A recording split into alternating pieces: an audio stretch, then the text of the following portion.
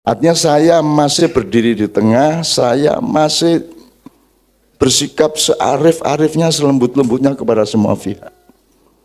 Sampai hari ini saya masih seperti itu. Tapi jangan diseret-seret untuk bersikap yang berbeda.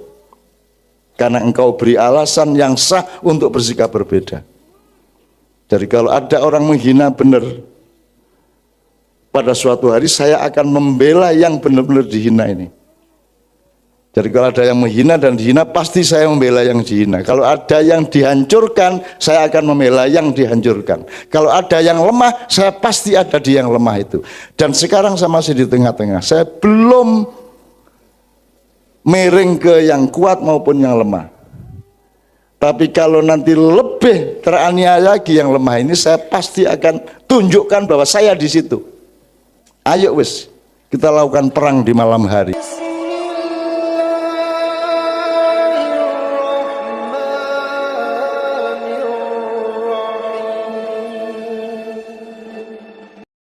Punya waktu bisa diatur semuanya sesuai dengan saran Anda tadi. Saya di Indonesia sampai tanggal 6 Juli. Oh, masih lama. Masih oke. Ya, ya, berarti kita masih akan ada interaksi lebih lanjut, termasuk Bu En terbuka untuk workshop, untuk seminar atau speech ya, apapun di kampus-kampus atau di kampung-kampung, it's okay. Di mana tidak ada masalah. Karena Indonesia ini kan kampus dan kampung gitu kan. Orang kampungnya ke kampus-kampusan, orang kampusnya ke kampung-kampungan kan begitu. Terima kasih untuk pertanyaannya. Bahwa orang Indonesia sendiri tidak meneliti kekayaan-kekayaannya, itu ada banyak spekulasi sebabnya. Yang pertama, karena memang kita tidak punya tradisi dokumentasi yang bagus. Itu tidak hanya di bidang musik, di bidang apa saja.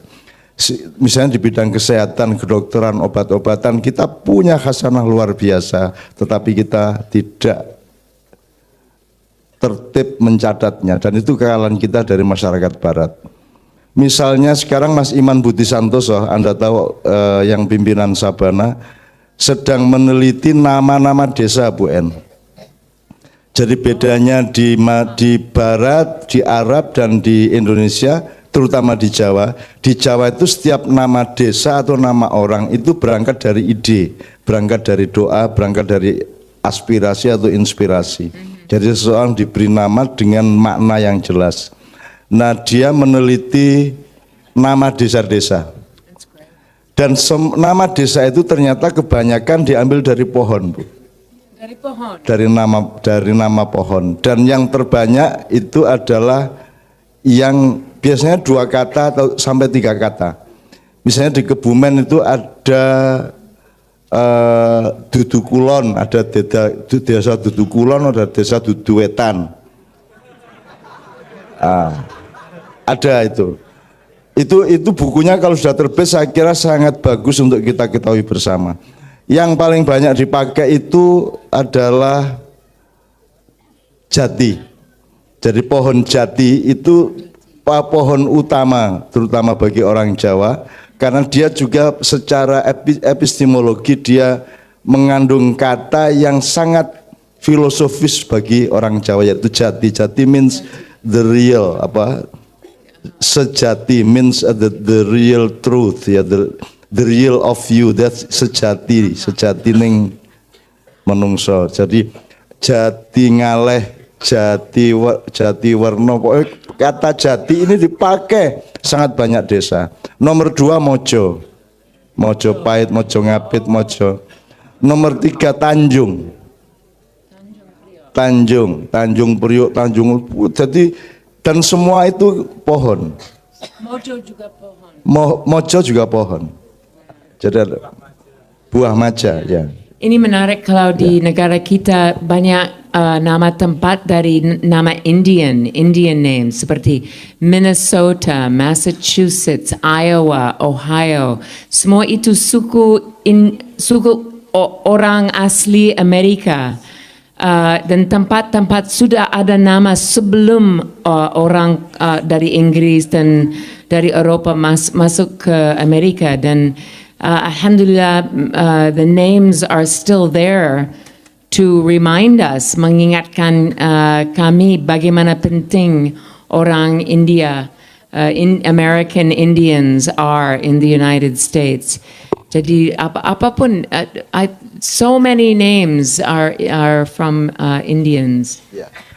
Khusus untuk teman-teman Ma'iyah, ini saya kira penting karena lambat atau cepat kita akan berurusan dan bersentuhan dengan hal-hal yang mendasar dalam hidup kita. Kelemahan Indonesia adalah tidak mendasar apapun saja, makanya anti fundamentalisme karena hidupnya tidak fundamental. Kan begitu kan? Fundamentalisme sangat penting, tetapi istilah fundamentalisme untuk menunjuk orang-orang yang disebut fundamental itu barangkali masalah. Tetapi bahwa hidup harus pakai fundamen itu pasti kan begitu. Nah, di Indonesia untuk pohon tadi Bu ya, pohon itu sekarang kalau saya kaitkan dengan Islam, untuk ingatan teman-teman ya, di Al-Quran itu Allah kalau menggambarkan sesuatu, misalnya kalimat yang baik, hidup yang baik, keadaan yang baik, atau apapun saja, negara, pembangunan, keluarga, selalu modelnya adalah, atau acuannya, marjaknya adalah, main reference-nya adalah pohon. Ya, wa mathalu kalimatin thayyibatin kasyajaratin thayyibatin atluha tsabit wa faruha fis sama. Jadi pohon itu menjadi contoh soal kalau ingin bikin sesuatu, apa itu partai politik, apa aransemen musik atau apapun saja, tirulah pohon kan begitu. Nah, pohon itu adalah gambaran mengenai kebaikan, keindahan, kebenaran yang menyatu.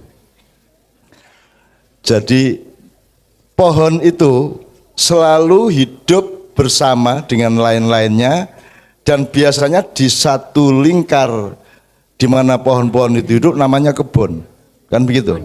Kebun. Hidup ini adalah kebun. Kebun itu bahasa Arabnya jannah. Jadi surga itu adalah kebun sebenarnya. Jadi kalau Anda ingin masuk surga, berkebun. Loh, cetok loh ya. Loh, kita nanan iki. Maksud saya membangun kehidupan dengan kebersamaan pohon yang bermacam-macam, bunga yang bermacam-macam di satu kebun. Dan surga itu jannah. Nanti Pak Muzamil tolong dicaretin yang harus dicari kitab kuningnya ya. Karena soal jannah, soal sajaroh segala macam. Sejarah itu dari kata sajaroh. Sajaroh artinya pohon. Jadi manusia itu hidup di dalam ide sejarah, di dalam ide sajarah atau ide pohon. Makanya kalau orang gambar nasab kan pasti pakai pohon. Ya, Mas Helmi. Mas Helmi turunan Rasulullah, misalnya Mas Helminya entah di mana, terus nanti ada, ben iki sampai akarnya Rasulullah kan begitu. Sajaratun nasab. Jadi itu pohon silsilah atau keturunan. Jadi teman-teman sekalian, ini nyecil-nyecil saja. Soal kepemimpinan tadi juga kita cecil. Terima kasih Bu En untuk sejumlah informasinya. Ada banyak pertanyaan mengenai Trump dan Amerika, dan saya kira ini pertanyaan sedunia ini Bu En. What is really happen now in this world? Thank you for sharing the tragedy. Iya. Saya kira ini pertanyaan yang harus kita jawab bersama, dan maybe we need some times to answer this. Ya, not just 1-2 years, but maybe 1 decade, 2 decades ya. Ya. Ngerti kan aku bahasa Inggris ya ajan. Rasa ngeremeh-ngeremeh banget ya. Jadi setiap zaman membawa pertanyaan, dan setiap manusia harus menjawab pertanyaan yang dibawa oleh zamannya itu. That is life. Itu berlaku global, nasional, regional, sampai keluargamu, sampai dirimu. Itu selalu tiap hari berhadapan dengan new question that you have to answer. Sometimes you must answer. You know what is difference between to have to and must ya, ngerti ya? Ora belajar grammar kowe iki bacaan. Nah, wis sorop ya. Jadi harus dan wajib dalam bahasa Indonesia ada bedanya. Ada bedanya harus dan wajib. Kalau wajib itu betul-betul diambil dari acuan yang sangat ketat dari wilayah-wilayah uluhiyah dan rububiyahnya Allah Subhanahu wa taala. Oke, teman sekalian, kalau masih ada pertanyaan kita simpan dulu. Sekarang kita masuk ke nomor Pak Muzamil. Poin catat nanti puncaknya Pak Muzamil akan memberikan legitimasi dan pelantikan. Pelantikan itu dalam bahasa Inggris inauguration. Itu maksudnya pelantikan. Kalau inaugurasi Bu di sini tuh untuk inaugurasi itu apa ya? Acara setelah tamat sekolah, terus ada acara bareng that is inaugurasi gitu ya. Nah, jadi kalau Ibu bilang inaugurasi itu ingatnya nanti waktu SMA dulu ada inaugurasi. Inaugurasi itu maksudnya pelantikan, istiqlal ya, istiqlal. Nah, kalau istiqlal itu artinya Habib Rizik ya. Habib Rizik itu. Pokoknya digaduk-gaduk terus sambung-sambung. Soal kepemimpinan saya tambah satu kali lagi sih Mas. Di zaman dulu kepemimpinan itu identifikasi atau kontrol sensor terhadap siapa pemimpin siapa bukan tuh ada pada makmumnya atau umatnya atau rakyatnya, betul enggak Mas? Oh iki bocah iki wong iki pinter didatangi. Ada kiai, ada ahli silat, ada ahli karawitan dan seterusnya gitu ya. Jadi tetapi di zaman dulu pemimpin itu biasanya all round. Jadi ada satu orang di masyarakat yang harus menjawab hampir semua pertanyaan masyarakat. Orang sakit ke dia, orang butuh duit ke dia, orang mau belajar agama ke dia, mau belajar silat ke dia, mau belajar karawitan ke dia. Dulu ada tokoh-tokoh yang seperti itu. Kemudian kita masuk ke alam modern dengan kemerdekaan 45. Semua ketokohan model tradisional itu kemudian kita pecah menjadi modern division of labor. Jadi ada pembagian tugas dalam hidup. Jadi kemudian ada trias politika, ya, kemudian ada kabinet yang dengan kementerian atau departemen-departemen. Jadi kalau urusan kesehatan jangan di kantor polisi, karena di sana malah terbalik. Nek kue salah kan malah ning kono malah bar saka kono rumah sakit yang begitu. Jadi ada pembagian tugas. Nah, pembagian tugas ini sedang mengalami kegagalan di Indonesia. Ya, jadi kepemimpinan modern ini sedang mengalami kegagalan Bu En, sehingga sekarang kita saling tidak percaya. Dan kalau rakyat memilih seseorang itu pertimbangannya sangat sekilas dan sangat tidak fundamental, sangat tidak mendasar. Nah, sehingga sekarang ada kecenderungan anak-anak muda generasi yang terbaru ini untuk mencari pemimpin model yang dulu. They look for someone who can answer anything they ask. Jadi pokoknya ada orang yang ya disuruh menyembuhkan penyakit, ya disuruh ngasih ilmu, ya disuruh melatih ini, disuruh kasih wirid untuk ngelihat jin, disuruh mengusap perut istrinya yang tidak hamil-hamil, ya. Jadi dia disuruh apa saja. Artinya kita sedang terancam dalam tanda petik untuk kembali kepada fenomena kepemimpinan tradisional kalau yang modern ini tidak segera berbenah diri untuk menunjukkan tanggung jawabnya kepada rakyat. Nah, sekarang kan kita kan seperti Trump tadi loh, dia tidak ekspor dia. You are not coming from this line to be in that position. You don't have the line, you don't have the process of that, kan gitu. Dia presiden mendadak gitu kan. Di sini ada NU mendadak, ada Ustadz mendadak, ada kan gitu. Mendadak means suddenly ya, sudden. Jadi ada Trump is the suddenly presiden kan gitu. Nah teman sekalian di Ma'iyah Anda tetap harus berpikir modern juga, harus berpikir division of labor.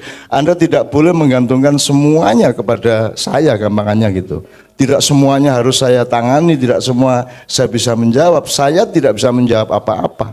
Saya hanya menjawab apa yang bisa saya jawab. Tapi saya tidak mungkin menjawab semua hal. Jadi saya mohon ini menjadi kunci bagi Retma untuk juga melakukan sosialisasi kepada jamaah Ma'iyah. Jangan semua hal dipikirnya saya mampu menjawab gitu loh. Makanya saya tekankan al-insyirah terakhir-terakhir agar supaya Anda berada pada kunci yang terakhir tadi, yaitu wa idza faraghta fansab wa ila rabbika farghab. Meskipun Anda minta tolong saya, tapi hatinya berharapnya kepada Allah, tidak kepada saya. Ini kunci, ini benar-benar. Anda nidurin istri Anda, jangan berharap kepada istri Anda akan bisa hamil. Anda berharap kepada Allah agar membuat istrimu hamil, kan begitu? Kan begitu hidup itu. Nah Anda keliru kalau mengallahkan saya, Anda keliru kalau mengkultuskan saya. Karena saya tidak punya kemampuan dan saya akan jatuh kalau harus menyangga begitu banyak hal. Nah ini salah satu tambahan aja untuk pertanyaan kenapa orang Indonesia sendiri tidak mendokumentasi atau tidak meneliti. Itu jawaban pertama, karena kita memang tidak punya tradisi secara kebudayaan dan peradaban. Maka kita sekarang harus memaju. Makanya Ma'iyah sangat dipacu untuk dokumentasi. Makanya ada istilah udan terus, pokoknya kita kasih terus. Entah video, entah audio, entah meme, entah kalimat, pokoknya kita kasih terus. Ya, itu ya. Terus nomor 2, ada alasan alamiah Bu En. Why? Kenapa kok orang Indonesia sendiri koriknya sangat banyak, terutama di Mojokerto. Mojokerto itu kota kabupaten di Jawa Timur yang I think you should come there. Mojokerto is to me that is the center of Qori. The center of Qori and Qiraah. Of the Qori studying, ya, Qori learning. Karena seluruh Indonesia kalau ada musabaqah tilawatil Quran itu mereka selalu take people from Mojokerto to train or to recite, untuk menjadi qori yang dibayar mahal mewakili daerahnya. No, I know. There's ada politik dalam sistem. Oh iya, iya sangat. Iya. Iya. Jadi bahkan di Sulawesi Tengah, Sulawesi Barat, kepala dewan juri, ketua dewan juri musabaqah tilawatil Quran itu setelah mengumumkan juara qiraahnya, tiba-tiba dia harus masuk rumah sakit karena kepalanya jadi gudir. Gudir itu jadi gendur ngene. Apa kuwi jenenge? Gembur. Jadi gembur. Ketua jurinya itu gembur, jadi harus masuk rumah sakit. Ternyata karena wakil dari daerah itu di mana lomba berlangsung itu tidak ada yang juara. Jadi ketua dewan jurinya disantet. Dia baru sembuh ketika ada perubahan urutan pemenang. Dikasih juara harapan 2 kayak 3 kayak itu baru sembuh dia. Jadi di sini urusan qiraah itu bisa kesantet.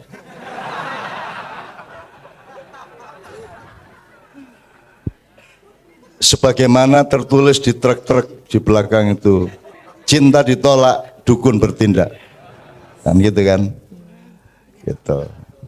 Apa nih? Apa ya? Apa meneh? Kok kue dong ngono-ngono gue.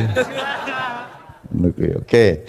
Terus ada lagi alasan alamiah begini, orang yang tiap hari berada di hutan, di daerah duren, dia tidak tertarik sama duren, ya Mbak ya.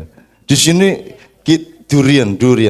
If you are staying in the area of durian, you are not interested to the durian because sudah kenyang, sudah bosan. Di sini saking pinternya qiraah, sholawat semua beres semua sehingga tidak tertarik untuk take a distance to analyze. I think that's common anywhere, di mana saja. Ada pertanyaan begitu tadi pagi diisi, bagaimana get out of your comfort zone. And saya bilang, ini kadang-kadang itu susah get out of your comfort zone waktu di kampung diri sendiri. Seperti saya di kampung saya tahu ada orang miskin, ada orang lain, ada orang dari Meksiko dan El Salvador yang tinggal di masyarakat saya, dan saya bisa melihat mereka ya kerja di restoran atau di hotel, dan saya selalu bilang oh I should meet those people. Tetapi kampung saya sedikit jauh dari sini, dan terus ya tugas saya cukup sibuk dan ada urusan family dan harus berbelanja dan harus berenang atau apa saja ya, dan saya lupa ada perbedaan sangat dekat dengan saya, sangat dekat. So it's hard for me to get out of my comfort zone waktu sudah di kampung saja. Tetapi kalau keluar negeri pasti saya sangat beda, saya kurang malu because I can ask anybody. It's easier to be out of your comfort zone kalau jauh dari kebun durian ya. Kita harus cari apel saja. Tapi saya kira saya mau lanjut apakah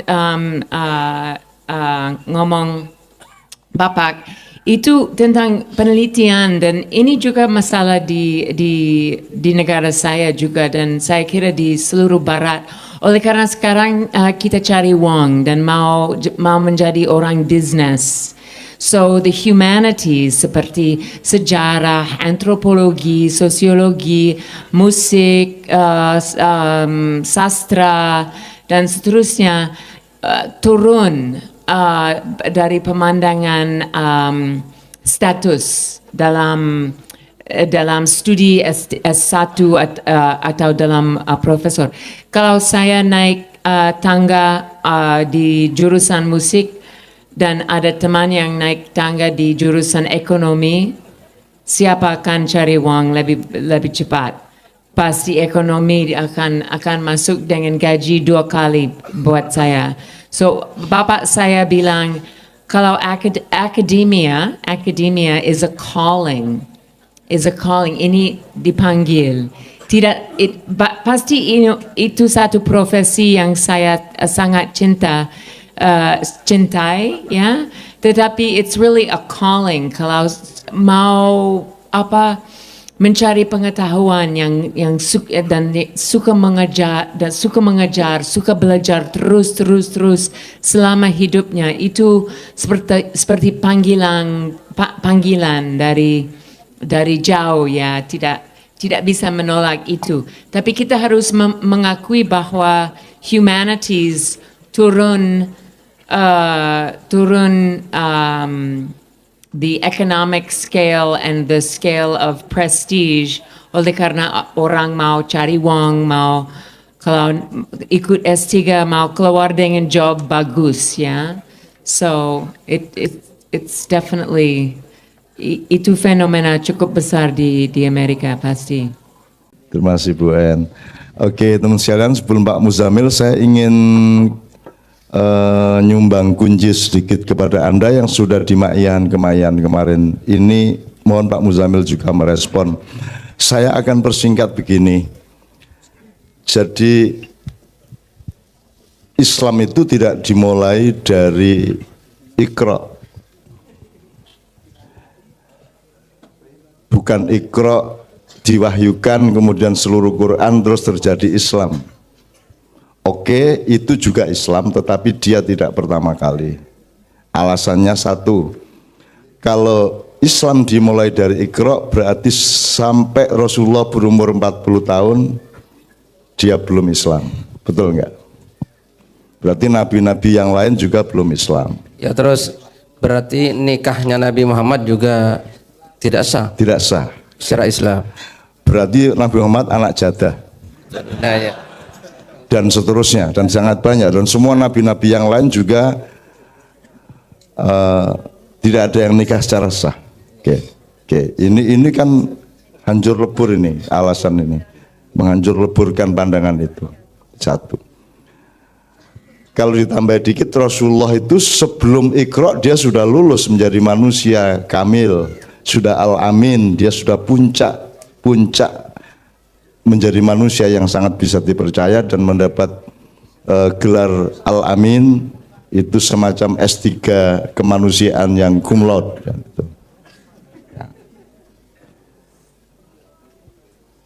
Ki mesti nguyuh ya. Oh madang, oh.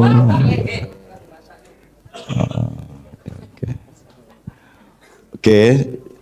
Alasan yang kedua,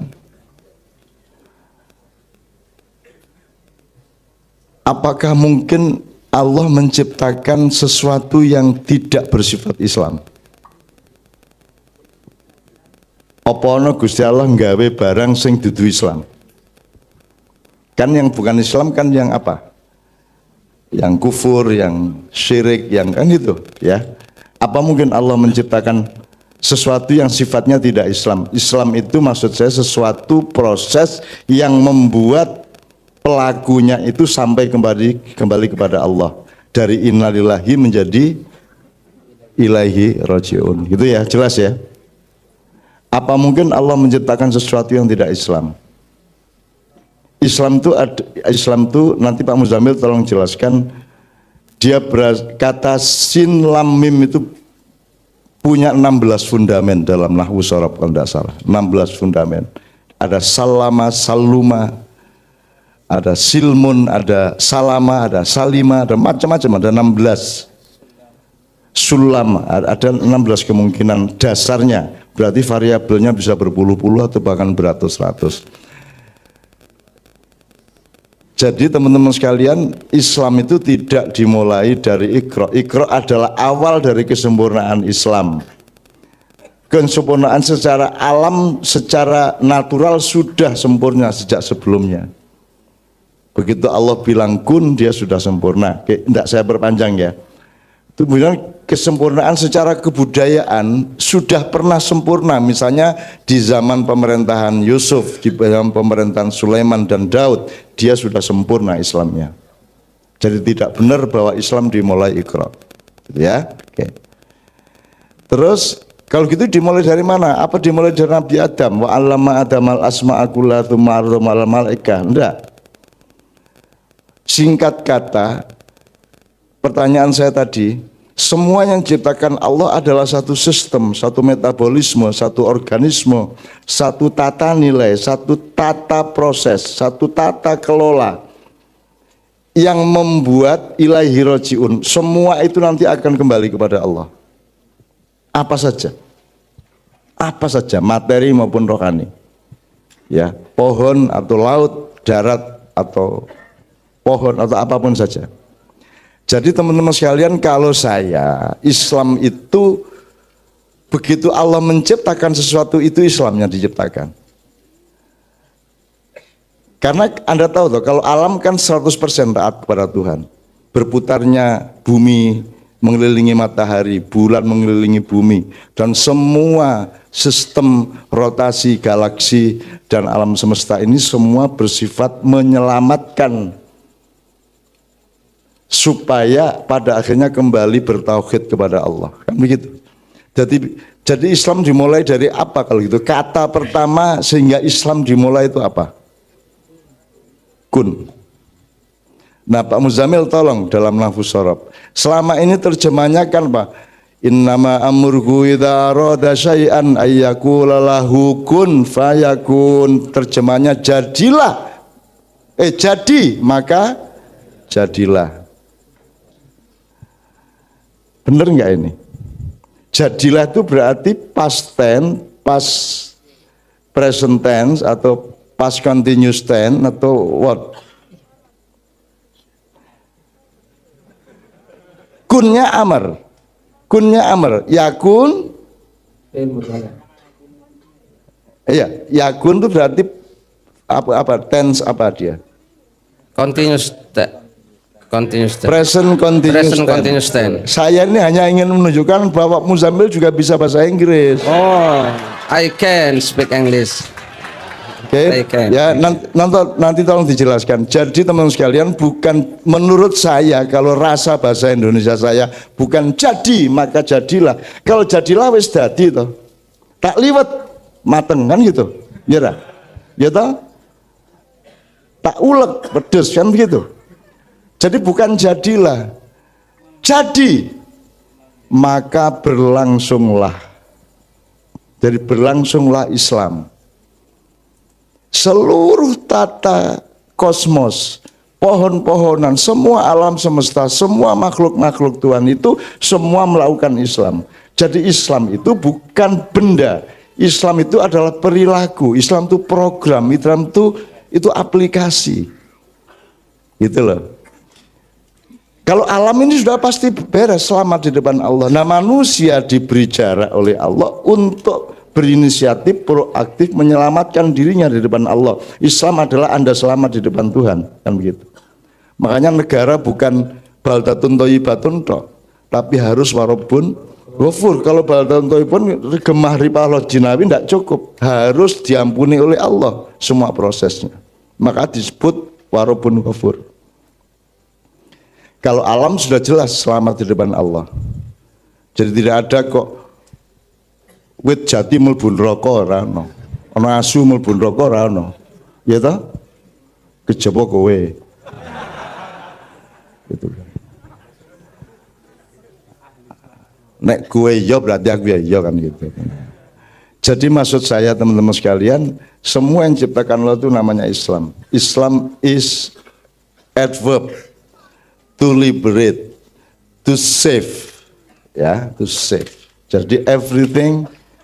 Kalau alam sudah jelas dia diselamatkan oleh Allah sejak awal. Nah, maka berlangsunglah Islam. Kalau Allah mengatakan aku ciptakan alam semesta dan seterusnya ini dalam 6 hari. Kamu pikir 6 hari itu dulu gitu? Biar terus baru itu hari ke-7, ke-8, saya hari kesekian triliun gitu. Nek prasaku rasa iki masih dalam rangka 6 hari tadi. Bisa jadi sekarang ini hari ke-6-nya Allah, bisa jadi hari ke-5, moga-moga sih hari kedua. Jadi sesuai. Gitu. Sesuai. Gitu. Jadi seduawa gitu. Bahwa ini zaman akhir, ya akhir itu kan relatif ya. Ukurannya berapa, skalanya berapa kan relatif. Karena pengetahuan kita mengenai waktu dan mengenai waktunya Allah juga sangat relatif. Jadi teman-teman sekalian, ini saya ingatkan supaya kita, yuk penting penting Quran hadis penting, tetapi jangan terus disimpulkan bahwa Islam itu ada setelah ada Quran dan hadis. Berarti Rasulullah tidak termasuk, kan gitu. Nabi-nabi yang lain juga tidak termasuk. Jadi yakun itu artinya berlangsung. Jadi maka berlangsunglah, maka menjadilah, bukan jadilah tapi menjadilah. Berproses untuk menjadi terus menerus. Nah sekarang tinggal Anda bilang kepada dirimu kun, maka engkau melangsungkan Islam. Kun, Anda melangsungkan Islam. Bukan wis dadi, sedang diproses untuk selalu menjadi. Nah banyak terjemahan-terjemahan yang tanpa nuansa, misalnya Allahu Akbar bukan Allah Maha Besar, Allah yang Maha lebih besar. Karena kata akbar itu tidak untuk Allahnya sendiri, tetapi untuk perasaan kita bahwa kita harus selalu menemukan, kita akan selalu menemukan bahwa Allah itu lebih besar lagi, lebih dasar lagi, wah jos tenan, wah edian tenan itu. Akbar, jadi bukan kabir tapi akbar. Jadi tiap hari kita menemukan betapa lebih besarnya Allah, kan gitu. Itulah sebabnya maka sekarang banyak takbir. Numpak bis bareng takbir. Takbir. Tak hitung ping 32. Ya Allah nganti kesel. Ya Allah, suwe polusi gini carane iki. Gitu loh. Karena takbir tidak pakai fundamen. Takbir dengan niat untuk bermusuhan. Kan gitu. Kita takbir untuk menemukan betapa indahnya Allah menciptakan alam ini. Ya Allah takbir. Minimum lihat arek-arek liwat set takbir, Allahu Akbar, Allah. Terus semua yang di toko-toko pada keluar, di takbire, di takbire.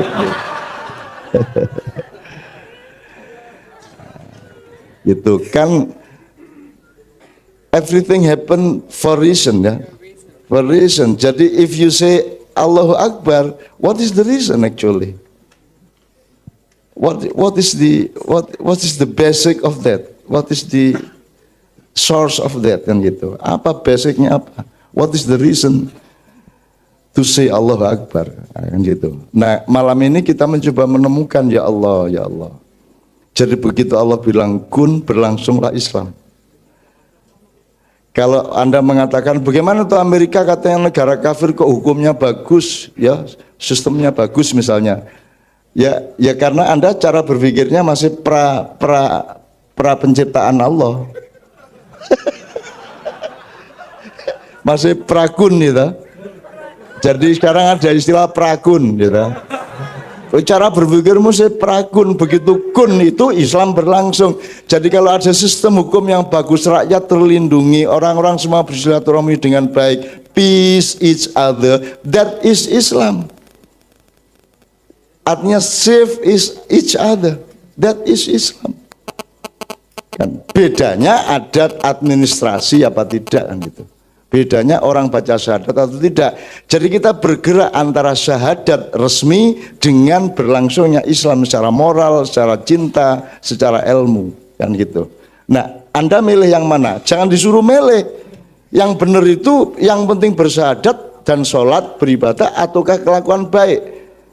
Ya jangan milih. Itu bukan dua yang dipilih. Itu kedua-duanya sesuatu yang tidak bisa dipisahkan.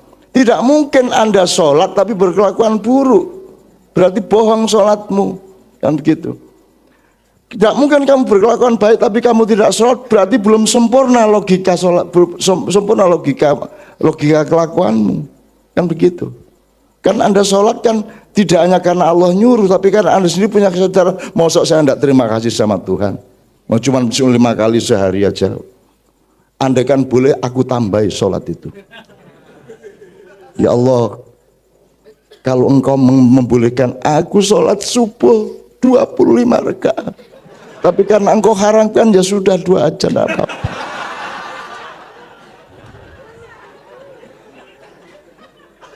Kalau boleh saya mau tambahi, tapi karena bolehnya cuma 2 ya sudah 2. Kan gitu. Nih, supaya Allah menilai, wis tak anggap sholatmu pahalanya 25 ngono karepmu to. Jadi mengakal-akalan nang Gusti Allah. Iki PKB ini untuk memilih Ahok apa Anies istikharah. Wah. Opo nis istikharah iki? Arek-arek iku kate nyelit apa nabok nyelit tangan. Dadi engko nek kira-kira nang Ahok misalnya PKB di DKI milih Ahok putaran kedua, yang salah Allah kan gitu kan. Lu istikharah kok ini kan gitu kan. Nah, selamat Gusti Allah, sabar banget. Kalau saya diberi hak 1 hari aja untuk melakukan apa yang boleh dilakukan Allah, santekno kabeh. Nun, hari ini Nun mulai pagi sampai pagi besok pagi saya beri peluang, saya beri pelimpahan untuk kun, terserah kamu. Wah, tak entekno kabeh. Tak batuk ilate kabeh, ayo. Gak iso ngomong to, nek tak batuk ilatmu ra iso ngomong to kowe. Gitu. Nek tak batuk kuwi seneng kon. Apa kuwi apa maksudnya sabuk? Asosiasimu tuh ya Allah. Ya Allah, hindarkan anak-anakku dari pikiran kotor. Gitu ya. Jadi Anda tiap hari jangan berpikir prakun. Begitu kun berlangsunglah Islam. Jadi proses dirimu untuk selamat di depan Allah, that is Islam. Demikianlah pohon melakukan, demikianlah binatang melakukan, demikianlah gravitasi melakukan, demikianlah listrik melakukan. Kalau dia tidak taat kepada Tuhan, dia tidak menyala dan dia meletus, kan begitu. that is ilaihi rojiun, kan gitu Rek ya. Jadi sekali lagi benar bahwa Iqra itu sangat penting, benar Quran itu utama, tetapi jangan lantas terus lebay seolah-olah Islam belum ada sebelum Iqra gitu loh. Karena ada kecenderungan kesempitan Bu En di Indonesia ini, kalau orang sudah seneng satu hal, itu lainnya salah semua. Jadi pokoknya kalau sudah seneng kepada merah, itu selalu dengan menjelekkan hijau, menjelekkan kuning, menjelekkan yang lain gitu loh. Kalau udah seneng hijau, lainnya jelek semua kan gitu. Untuk misalnya nih, ini saya sudah omongkan di KC ini. Apa sih bakat itu? Jeng jeng jeng jeng jeng jeng jeng jeng. Bakat itu tidak dikasih. Bakat itu diraih. Jeng jeng jeng jeng jeng jeng jeng jeng jeng jeng jeng. Bakat itu omong kosong. Ya toh? Jeng jeng jeng jeng jeng jeng jeng. Sebenarnya bakat adalah bahwa kita tidak pernah menyerah. Benar toh? Lho nek tidak pernah menyerah itu jenenge tekad. Duduk bakat. Piye iki? Jadi untuk meneguhkan tekad dia harus menghancurkan bakat. Betul enggak? Lho Mbak, enggak usah, Mbak. Bakat itu dipahami, bakat itu adalah kecenderungan alamiah setiap orang. Ada yang bisa main ini, Mbak saya, Mbak Modaro, kursus ini enggak akan bisa. Hidup 5 kali saya enggak akan bisa main ini. Itu karena bakat. Meskipun latihan, saya sudah pernah latihan biola, latihan itu enggak bisa. Enggak punya bakat sedikit pun saya. Gitu loh. Bakat itu betul-betul ada. Maka seseorang punya kecenderungan, ada yang di fisika, ada kecenderungannya di kedokteran, ada kecenderungannya di tempat-tempat lain. Ada memang. Jadi Allah memberi fadilah kepada setiap orang berbeda-beda satu sama lain, itu namanya bakat. Kalau tidak pernah menyerah itu jenenge tekad. Kalau mau bertekad aja, enggak usah jelek-jelekin bakat gitu loh. Jadi bakat yang sebenarnya adalah bahwa kita tidak pernah menyerah. Lu niku tekad, Mas. Nek bakat niku nggih gawan bayi nggih mboten? Ya toh, gawan bayi. Kayak biolanya blotong itu, coba Pak Nevi suruh biola. Nggak bisa. Pak Nevi itu bakatnya apa ya?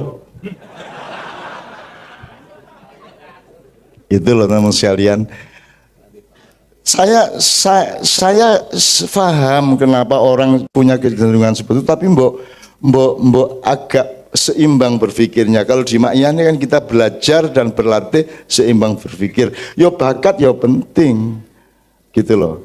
Kayak saya ini dagang nggak bisa sama sekali, belas dagang main musik itu nggak bisa.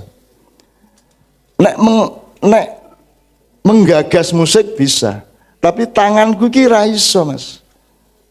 Ra iso ngene iki lagu wis belajar ding ding ding ding ding ding ding ding ding ding dung ding ding dung ding dung ding dung ding dung dung. Aku wis belajar ning kuwi tok, ambek angger nyekel kita kuwi wae. Memang nggak bakat saya.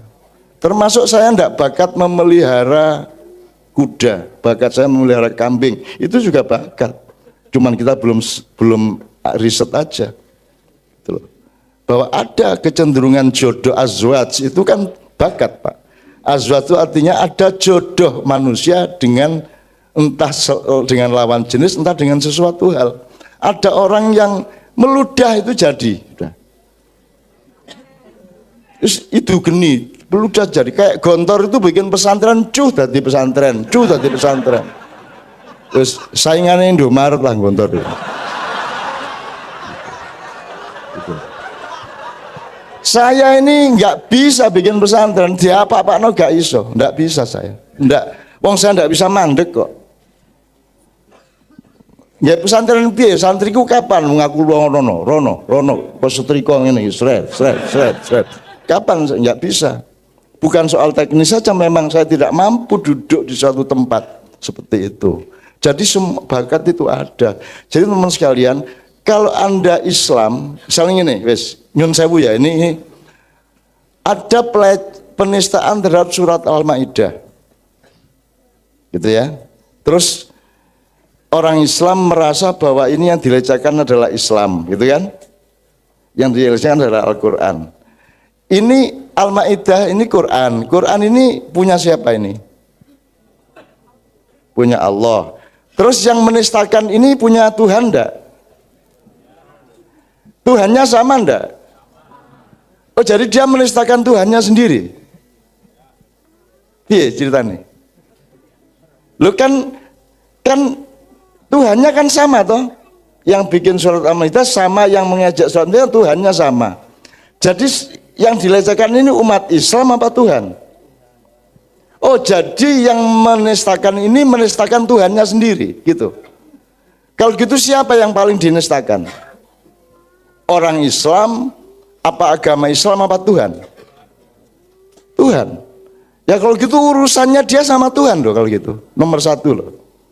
Betul enggak? Ini saya tidak mengatakan soal hukum, soal politik. Ini cuma cara berpikir teman sekalian. Gitu loh. Apalagi kalau diperlebar, penistaan Quran itu sama dengan penistaan Pancasila apa tidak? Relevan enggak? Kalau kamu mengejek Quran berarti kamu mengejek Pancasila. Gitu? Kalau kamu mengejek Pancasila, kamu mengejek bangsa Indonesia enggak? Lah iya. Kenapa sesama bangsa Indonesia kita bertengkar, yang satu mengejek, yang satu diejek, padahal yang diejek bareng-bareng, yaitu bangsa Indonesia. Lah ora cetha to gini Indonesia iki. Gitu loh. Oke, enggak ada masalah dengan semua itu. Artinya kita dengan sabar, arif, dan terus sampai hari ini saya masih Muhammad Gandhi loh. Masih Mahatma Gandhi maksud saya.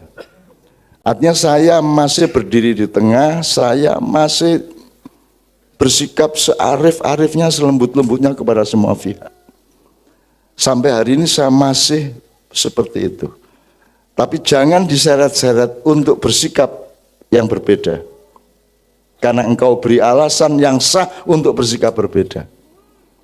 Jadi kalau ada orang menghina benar, pada suatu hari saya akan membela yang benar-benar dihina ini. Jadi kalau ada yang menghina dan dihina, pasti saya membela yang dihina. Kalau ada yang dihancurkan, saya akan membela yang dihancurkan. Kalau ada yang lemah, saya pasti ada di yang lemah itu. Dan sekarang saya masih di tengah-tengah. Saya belum miring ke yang kuat maupun yang lemah.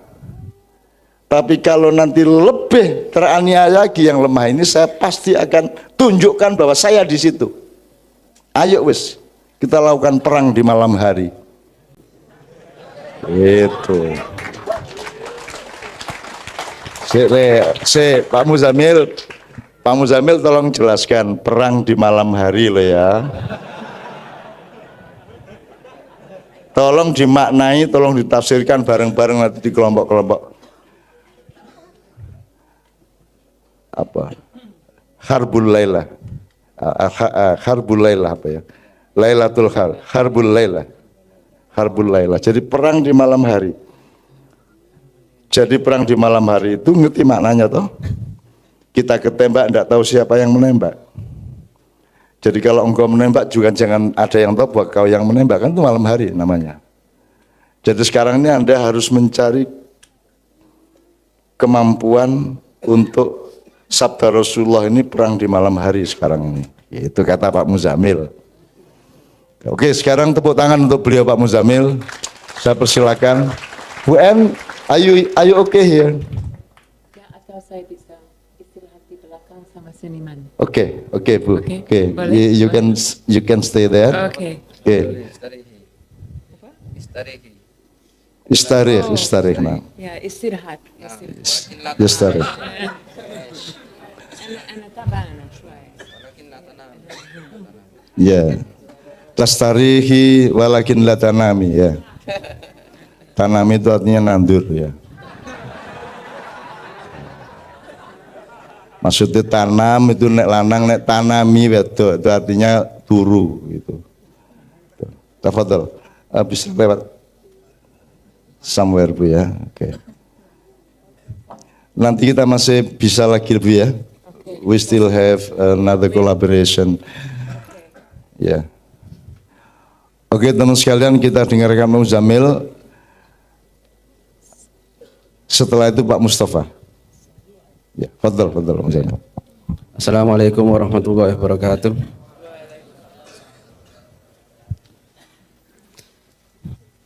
Ini saya dikasih lapangan yang sangat luas sekali ini. Jadi disuruh bicara, tapi ini sebenarnya saya mau suruh bicara apa, saya sudah nggak tahu juga ini. Pokoknya bicara bicara saya lanjutkan Islam tadi, gitu ya. Kalau perang malam hari maknanya banyak, gitu ya. Yang jelas malam itu kan gelap, dan itu memang pertama kali perintah kepada saya.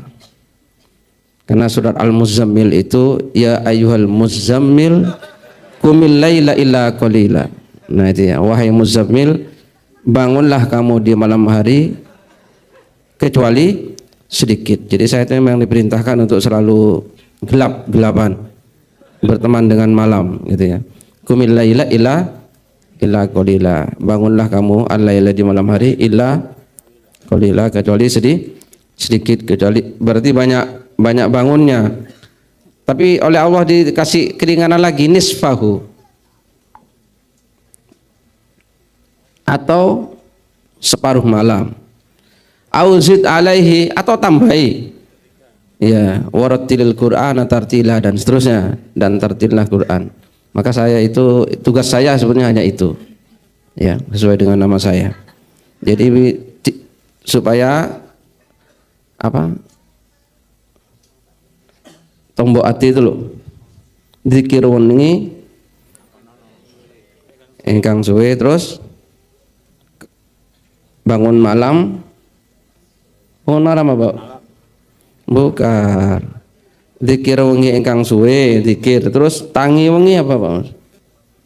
Ya bangun malam lah, banyak bangun malam. Maka alhamdulillah ini saya sekarang sudah bangun malam, jadi saya sudah melaksanakan tugas ini. Jadi begini teman-teman semua, ya. Sekarang ini begini.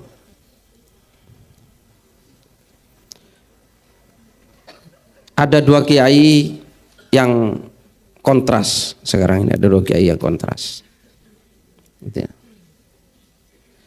Ada kiai yang sekarang ini sedang bangkit keberaniannya, gitu ya. Karena dia yakin bahwa ini akan ada pertarungan dan yakin bahwa itu akan menang, gitu ya. Itu dari Yogyakarta ke barat, gitu ya. Saya sudah ke sana kemarin, pokoknya lihat perang menang, gitu ya. Karena katanya sudah ketemu Kanjeng Nabi Muhammad Sallallahu Alaihi Wasallam. Tapi saya ketemu kiai lain yang sekarang sedang ketakutan, dan ini kiai sepuh. Katanya dia, saya tidak pernah takut seperti sekarang.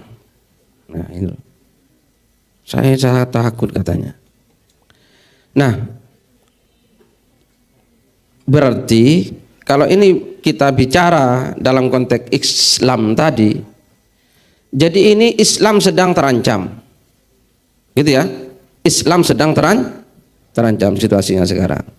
Jadi satu sisi ada orang yang super berani, gitu ya. Ini juga bahaya, ya kan? Ada orang yang sekarang sangat ketakutan dengan situasi ini. Jadi sangat takut, sangat mencekam. Padahal dia ini sudah sepuh, ulama paling sepuh di Indonesia. Ulama paling sepuh di Indonesia. Saya ketemu, beliau merasakan, saya tidak pernah merasa ketakutan seperti sekarang, kata beliau. Sementara saya temui ulama satunya, dia sedang berani-beraninya, pokoknya perang. Bahkan saya diajak, Mas Muzamil, siap perang? Siap, tak gitu sama saya. Iya, menang katanya. Nah, dan dia mengatakan ketemu Rasulullah Muhammad Sallallahu Alaihi Wasallam.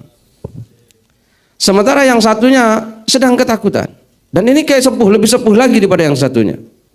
Yang saya temui itu, dia menangis zaman 65, karena usianya sudah 80 lebih, 80 tahun lebih dia. Dan dia berkata, saya tidak pernah ketakutan seperti sekarang. Nah, maka kalau kita tarik tadi kepada apa yang disampaikan oleh beliau, berarti sekarang ini yang sedang terancam adalah Islam. Gitu ya. Kenapa? Karena Islam itu artinya apa? Keselamatan, kedamaian. Gitu ya. Nah teman-teman semua, sampean merasa damai apa enggak? Merasa tenang apa enggak? Galau? Nah itu ya. Nah ini berarti kalau sampean merasa tidak tenang, merasa gelisah, merasa khawatir, merasa takut, berarti sampean belum Islam. Gitu ya. Karena Islam itu kedamaian. Artinya kalau orang merasa damai, maka orang itu Islam. Maka Ma'iyah punya solusi. Ma'iyah punya solusi. Gitu ya. Segitiga cinta itu. Gitu ya. Segitiga cinta. Jadi begini. Kalau ini gini.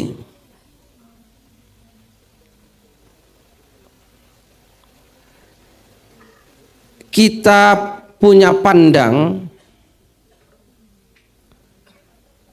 bahwa hidup tadi sedia yang sampaikan inna lillahi wa inna ilaihi raji'un, gitu ya.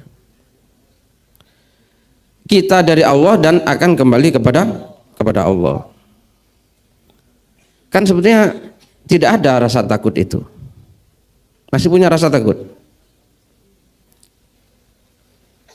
Kan tidak mungkin. Ya kan?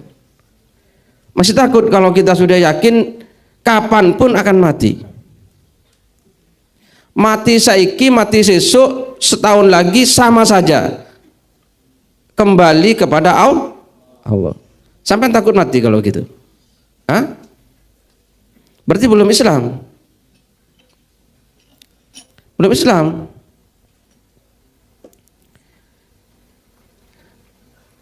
Karena sudah yakin bahwa hidup ini dari Allah dan akan kembali kepada Allah. Nah, kalau kita bisa punya pola pandang, cara pandang seperti itu dalam hidup ini, maka kita akan tenang. Gitu ya.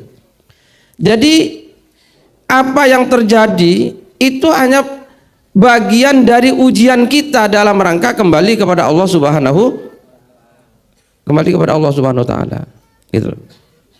Dan kita sudah tenang karena hidup ini memang dari Allah dan akan kembali kepada Allah. Terus ada begini begitu itu ya, itu anggap itu sebagai sebuah ujian.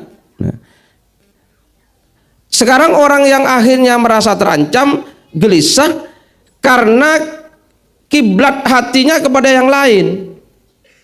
Gitu ya. Karena kiblat hatinya kepada jabatan, maka akhirnya hidup fluktuatif. Karena jabatan itu sesuatu yang tidak pasti, bisa didapat, bisa tidak. Gitu ya.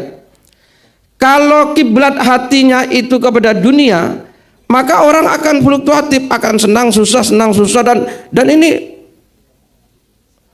bergejolak terus. Kenapa? Karena dunia itu bisa didapat juga bisa tidak. Nah kalau kiblat hatinya apapun di dunia, nah sekarang orang-orang yang sebetulnya rame-rame, yang terus membuat onar di mana-mana, mengeluarkan pernyataan-pernyataan yang terus membuat orang kebingungan, kesusahan, terancam, ini kan dari akibat tidak Islamnya hatinya. Nah itu ya. Karena kiblat hatinya bukan kepada Allah tadi, bukan bagaimana kembali kepada Allah, tapi kiblat hatinya ada yang sudah kepada harta, kepada dunia, kepada popularitas, kepada jabatan.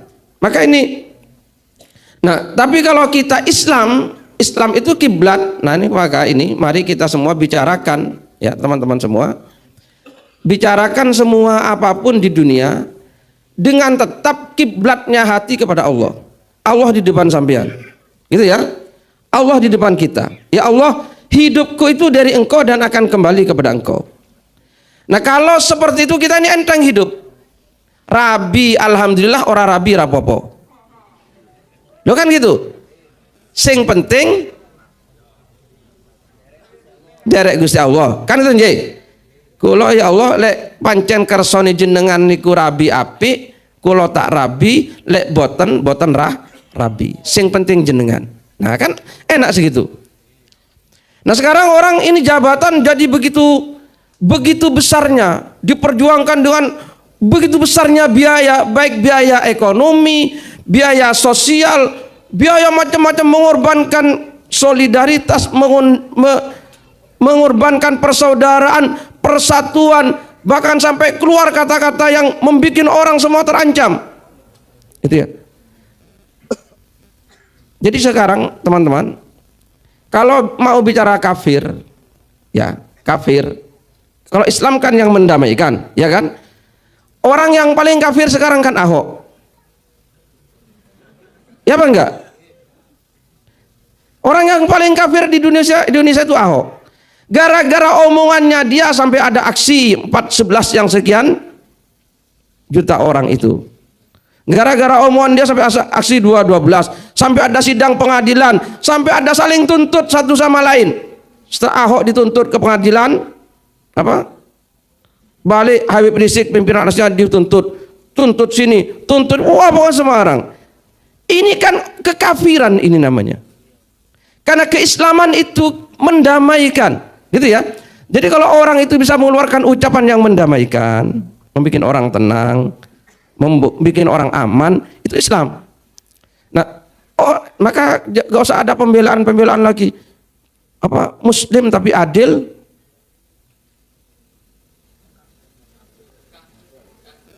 Kafir adil lebih baik daripada Muslim. Ini radong saya kata-kata seperti ini nih. Kafir itu ya dolim, gitu ya. Kenapa? Karena kekafiran itu ya tadi itu tidak menyelamatkan orang. Kalau Islam itu mesti menyelamatkan orang, dan itu adalah keadilan. Kan begitu. Ya. Nah ini sekarang orang-orang ini kan sedang berada dalam menuju kepada kekafiran, gitu ya. Menuju kepada kekafiran.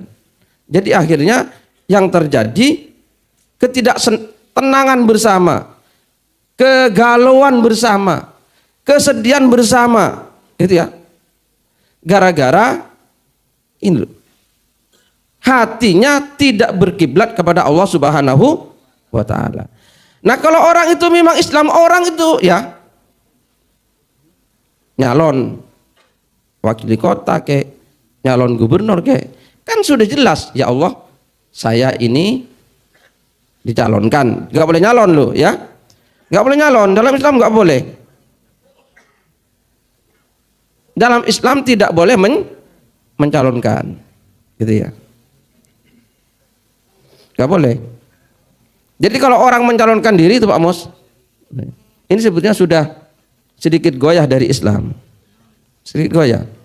Karena Rasulullah SAW itu ya pernah bersabda kepada Abdurrahman bin Samurah, ya Abdurrahman latas alil imaroh, hai Abdurrahman kamu jangan minta kekuasaan. Itu sabda Rasulullah. Ya. Jadi tidak boleh minta kekuasaan, apalagi nyalon, bikin tim sukses, terus bikin kampanye, terus bikin apa? Ini transaksi sekian miliar nanti dengan kompensasi proyek sekian. Nah, ini sudah kekafiran semua ini, gitu ya. Karena itu tidak gitu Islam itu. Islam itu tidak seperti itu. Gitu ya. Sabda Rasulullah, jangan kamu minta untuk diangkat jadi pemimpin. Nah, suluknya ini harus makan salak. Oh iya. Kan begitu. Harus makan salak. Salak itu apa salak? Ngerti? Salak itu luarnya apa? Berduri tapi dalamnya halus. Nah itu suluk itu. Nah, harus jadi punokawan. Nah, punokawan itu apa? Ya itu sampai sudah tahu. Punokawan. Puno itu fana. Tidak ada, kawan itu teman. Jadi berteman dengan ketiadaan. Nah gitu. Gimana sampai ini?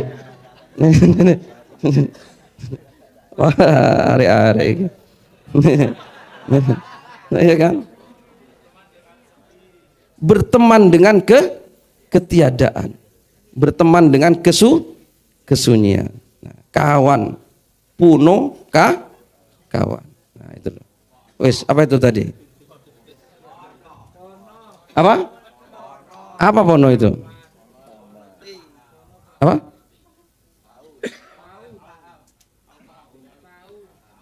Coro Jawa ya. Nah, tapi kalau bahasa Arab puno itu fana. Fana itu tidak ada. Tidak ada, itu fana. Kawan, teman. Jadi bersahabat dengan ketiadaan. Nah, itu.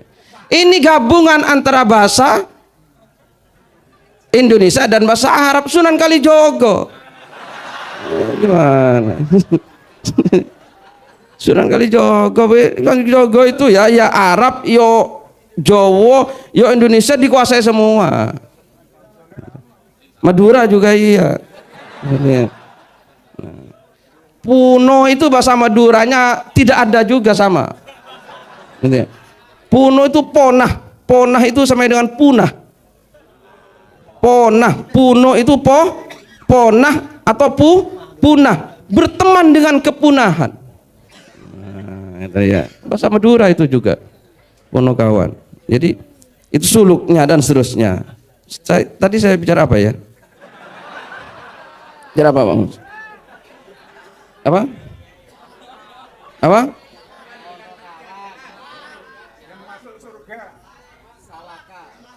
Oh, suluk. Ya sudah, itu kan hanya anunya saja. Jadi ini kita kan tidak ada kontinuasi, gitu ya. Ini kalau Islam itu seperti itu. Maka tadi saya berangkat dari bagaimana jangan mencalonkan, ya kan? Karena seperti gak ada yang mencalonkan, itu semua gak ada. Dalam Islam itu gak ada.